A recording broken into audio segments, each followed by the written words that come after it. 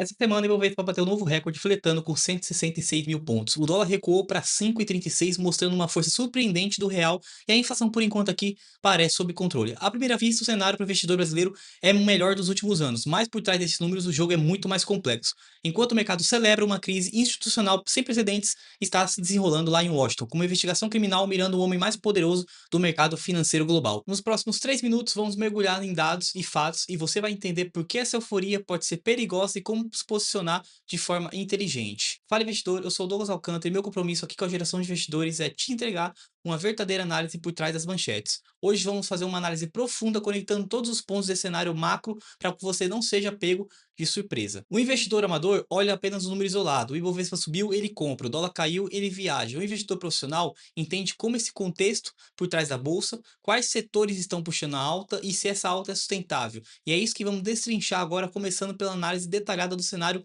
brasileiro por aqui. Vamos analisar esse recorde do Bovespa. Ele não veio do nada, é o resultado de uma combinação de fatores. Primeiro, o fluxo de capital estrangeiro, que apesar da alta dos juros dos Estados Unidos, o Brasil continua atraindo dólares pela sua alta taxa de juros real, ainda elevada, e pelo preço relativamente baixo dos nossos ativos. O segundo fator que compõe essa alta é a recente valorização do petróleo, por exemplo, impulsionado fortemente pelas ações da Petrobras, que tem um peso enorme no índice. Setores ligados a commodities como mineração também surfaram a onda de alta do cobre, que vou detalhar mais à frente. Ou seja, não é uma alta homogênea, ela é concentrada em setores específicos. O câmbio é outra peça importante. O dólar caiu para casa de R$ 5,36, mesmo com a moeda americana se fortalecendo globalmente. O que explica isso? Principalmente o nosso setor externo. Na segunda semana de janeiro, o Brasil teve um superávit de comercial de 2 bilhões de dólares, elevando o saldo do mês para mais de 4 bilhões. As exportações subiram 43,8% no ano contra ano. Esse volume de dólares entrando no país ajuda a segurar o preço da moeda. Agora vamos falar do ponto central, a inflação e os juros. O IPCA fechou 2025 dentro do teto da meta. Isso dá para o Banco Central o que chamamos de um espaço para continuar cortando a Selic, mas o mercado já precifica isso. A questão não é se vai cortar, mas quando vai cortar e quanto. Porém, há uma divergência clara nas projeções de crescimento. O Banco Mundial projeta 2% de crescimento do PIB do Brasil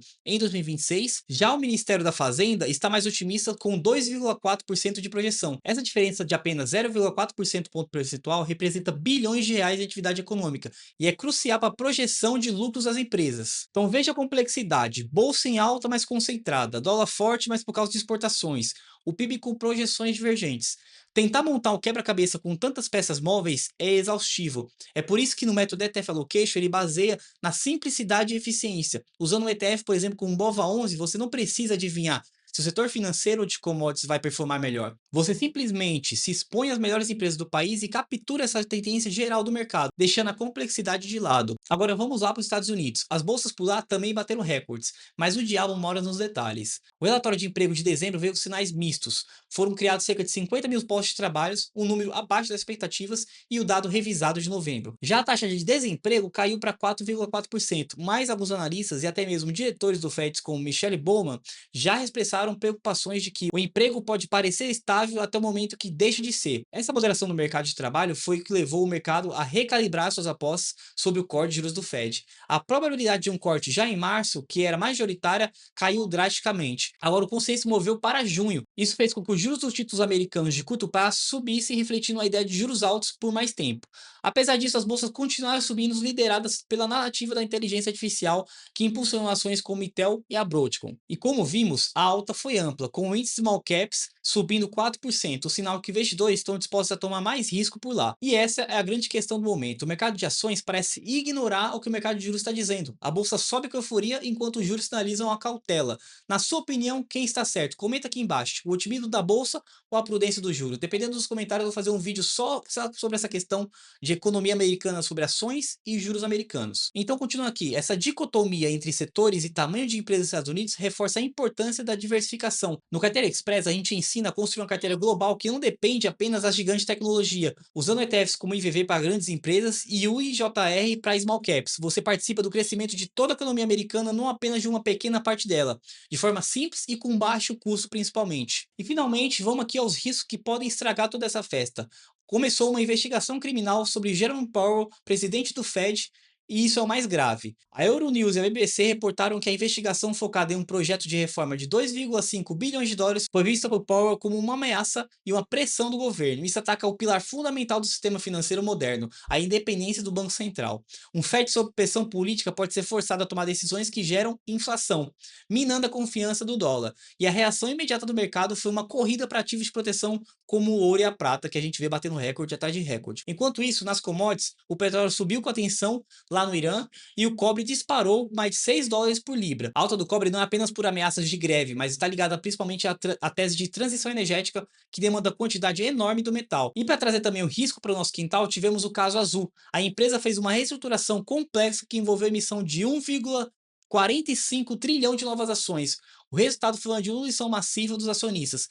Quem tinha ações do Azul viu seu patrimônio ser drasticamente reduzido. Esse é um exemplo prático e doloroso do que chamamos do risco idiosincrático, o risco específico de uma única empresa. O caso da Azul é uma lição muito importante para essa semana do mercado, para o investidor pessoa física. Ele mostra que mesmo que você acerte a análise do setor, um evento corporativo pode destruir todo o seu capital.